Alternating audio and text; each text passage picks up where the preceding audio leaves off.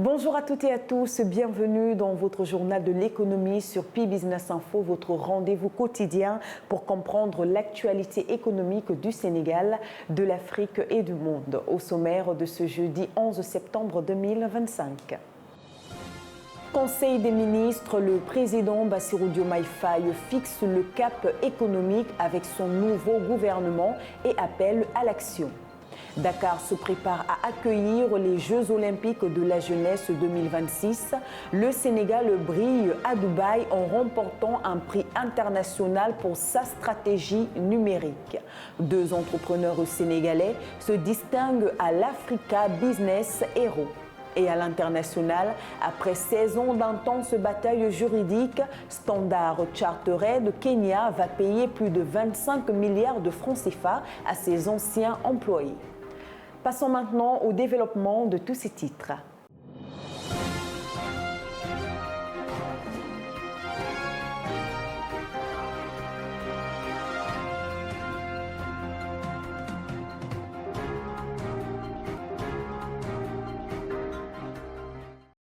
Rentrée de classe bien chargée pour le nouveau gouvernement. Le président Bassirou Diomaye Faye a présidé son premier conseil des ministres avec la nouvelle équipe gouvernementale. Il a rappelé aux ministres leur devoir d'incarner l'intégrité, l'efficacité et le patriotisme, tout en axant leur action sur des résultats concrets. Priorité, l'emploi des jeunes, le pouvoir d'achat et la relance économique à travers le plan de redressement économique et social.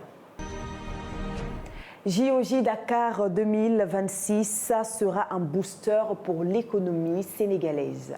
À un an des Jeux olympiques de la jeunesse, Dakar se prépare à accueillir ce rendez-vous historique qui boostera à coup sûr l'économie du pays.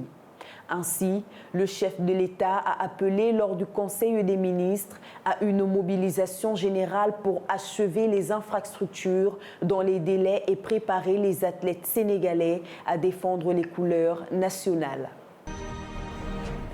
Coopération avec Abu Dhabi. En marge de la visite officielle du Premier ministre Ousmane Sonko aux Émirats arabes unis, le Fonds souverain d'Abu Dhabi a réaffirmé son engagement auprès du Sénégal avec déjà près de 48 milliards de francs CFA investis dans des projets de développement.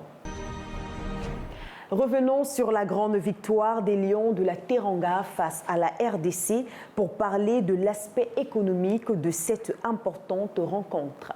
Un stade bouillant, plus d'un demi-million de dollars de recettes, une victoire historique des Lions 3-2 après avoir été mené 2-0. Le Sénégal s'empare seul de la première place du groupe B et se rapproche du mondial 2026. Abdoulaye Bari nous fait le point. Mardi 9 septembre, Kinshasa, un stade bouillonnant, des tribunes pleines à craquer et un match qui dépasse le cadre sportif. La rencontre entre la RDC et le Sénégal s'annonce comme l'un des chocs les plus lucratifs du continent. Avec des billets vendus entre 3 et 52 dollars, les recettes dépassent plus d'un demi-million de dollars en une seule journée. Un véritable jackpot pour la FIFA qui encaisse l'essentiel de ce pactole. Mais l'économie locale aussi profite de cette affluence. Bars, restaurants et petits commerces voient leurs chiffres s'envoler. Le football, ici, est bien plus qu'un jeu. Sur le terrain, la soirée avait pourtant mal commencé pour les Lions, rapidement menés 2-0 grâce à Bakambu et Elia. Le Sénégal semblait en danger. Mais à la 39e minute, Pape Gueye relance l'espoir d'une frappe salvatrice. À la pause, la RDC mène toujours 2-1. Au retour des vestiaires, les Lions changent de visage. Nicolas Jackson égalise d'un geste subtil. Avant que Pape Matar Sarr, meilleur buteur sénégalais de ses qualifications, ne crucifie le gardien congolais. Score final 3-2. Une remontada historique qui permet au Sénégal de prendre seul la tête du groupe B avec 18 points. À 2 journées de la fin, les Lions se rapprochent un peu plus du Mondial 2026. Sur le terrain comme en dehors, ce Sénégal-RDC aura marqué les esprits. Un triomphe sportif et un pactole économique qui confirme une fois de plus que le football est devenu un business planétaire. En bref, dans l'actualité locale, accord aérien Rwanda-Sénégal. Le Sénégal et le Rwanda ont signé un accord aérien stratégique pour renforcer la connectivité entre l'Afrique de l'Ouest et l'Afrique de l'Est. Cet accord devrait stimuler le tourisme, les échanges commerciaux et consolider Dakar comme hub aérien régional. Intelligence artificielle, le Sénégal participe à l'initiative Smart Africa. Selon les Nations Unies, l'intelligence artificielle pourrait générer jusqu'à 1 500 milliards de dollars de valeur ajoutée à l'horizon 2030 pour l'Afrique. Le Sénégal s'inscrit dans cette dynamique avec son New Deal technologique et participe à l'initiative continentale Smart Africa. Pour rappel, Smart Africa est un engagement audacieux et innovant des chefs d'État et de gouvernement africains pour accélérer le développement socio-économique durable sur le continent. Accompagner l'Afrique vers l'économie du savoir à travers l'accès abordable à l'Internet haut débit et l'utilisation des technologies de l'information et des communications. Bonne nouvelle, les entreprises sénégalaises sont incluses dans les accords de 950 millions de dollars visant à renforcer la sidérurgie algérienne. En Algérie, des accords d'un montant total de 950 millions de dollars ont été signés avec plusieurs partenaires stratégiques, dont des entreprises sénégalaises, pour développer la sidérurgie et créer de nouvelles opportunités industrielles en Afrique. L'Algérie ambitionne de devenir un hub métallurgique régional. Irrigation au Sénégal. L'entreprise kenyane Kickstart lance ses activités au Sénégal avec des pompes manuelles innovantes et accessibles. Une initiative qui pourrait transformer l'agriculture familiale et renforcer la sécurité alimentaire dans le pays. Encore un prix international pour le Sénégal. À Dubaï, le Sénégal a remporté le prix Leadership in Digital Transformation and Cybersecurity pour la pertinence de sa stratégie numérique. Une reconnaissance mondiale qui conforte l'ambition du pays de devenir un hub digital africain. Le Sénégal aussi à l'honneur à l'Africa Business Hero. De jeunes Sénégalais figurent parmi les 20 demi-finalistes au concours Africa Business Heroes à Dakar. Une compétition qui récompense l'innovation et l'entrepreneuriat africain avec une cagnotte de 1,5 million de dollars à partager entre les finalistes.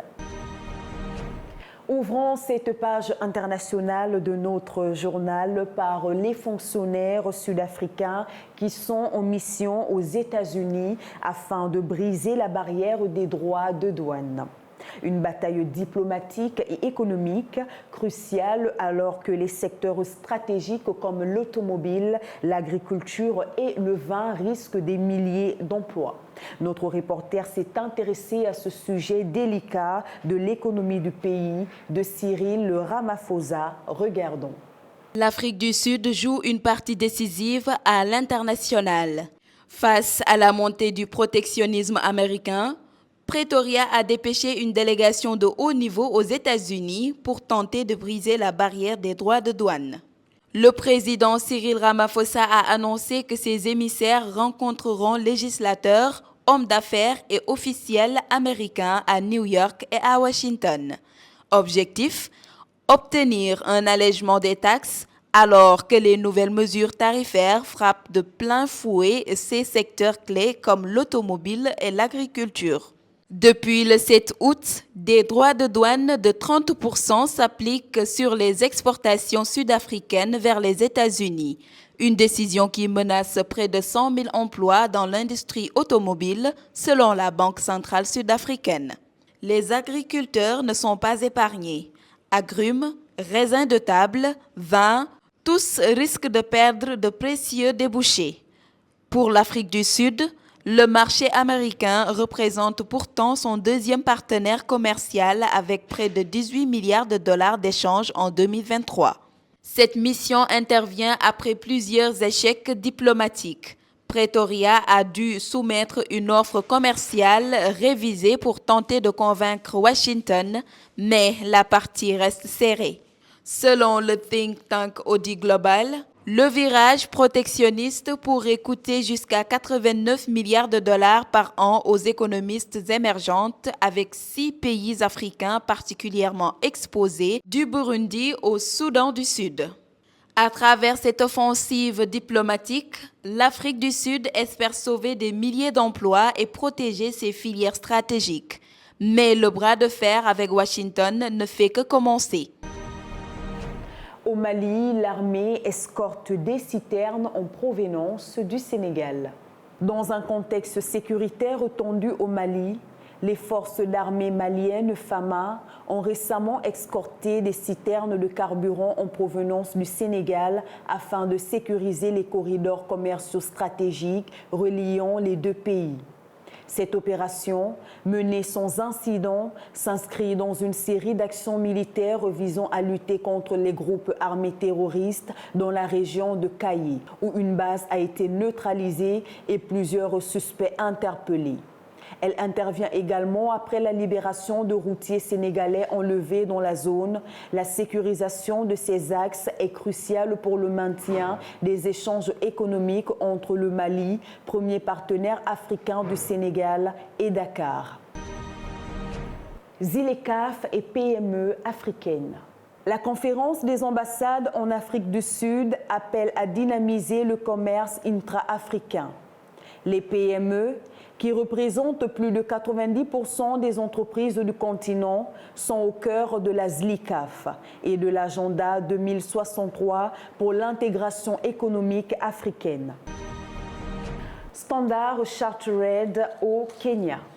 Après 16 ans de bataille juridique, Standard Chartered Bank au Kenya a perdu son procès et devra verser plus de 25 milliards de francs CFA à 629 anciens employés victimes d'une erreur de calcul de pension lors d'un changement de régime en 1999.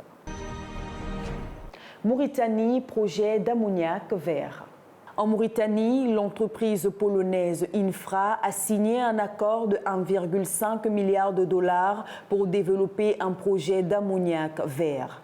Ce projet s'inscrit dans la dynamique des énergies renouvelables et confirme l'attractivité croissante du pays pour les investisseurs. Grande distribution, Walmart arrive en Afrique du Sud. Le géant américain de la grande distribution, Walmart a annoncé l'ouverture de ses premiers magasins en Afrique du Sud d'ici fin 2025. Le marché sud-africain de la vente au détail, en forte concurrence mais en croissance continue, a atteint 72,6 milliards de dollars en 2024 avec une hausse de 5,6%. L'arrivée de Walmart devrait renforcer la compétition dans ce secteur stratégique. Technologie, l'IA africaine séduit les investisseurs. Les startups africaines spécialisées dans l'intelligence artificielle ont levé 1,25 milliard de dollars entre janvier 2019 et mars 2025, selon un rapport de Earth Technology. L'Afrique du Sud, le Nigeria, le Kenya et l'Égypte concentrent 86% de ces financements grâce à leur écosystème dynamique. Mais d'autres pays comme la Tunisie, le Maroc et le Ghana se démarquent aussi par des innovations prometteuses à l'image d'InstaDeep, racheté par BioNTech pour plus de 550 millions de dollars. Voilà qui met fin à cette édition du Journal de l'économie sur Pi-Business Info. Merci de votre fidélité et de votre confiance. Nous nous retrouvons demain pour un nouveau décryptage complet sur l'actualité économique du Sénégal et dans le monde. Sur ce, bonne soirée à tous. À demain.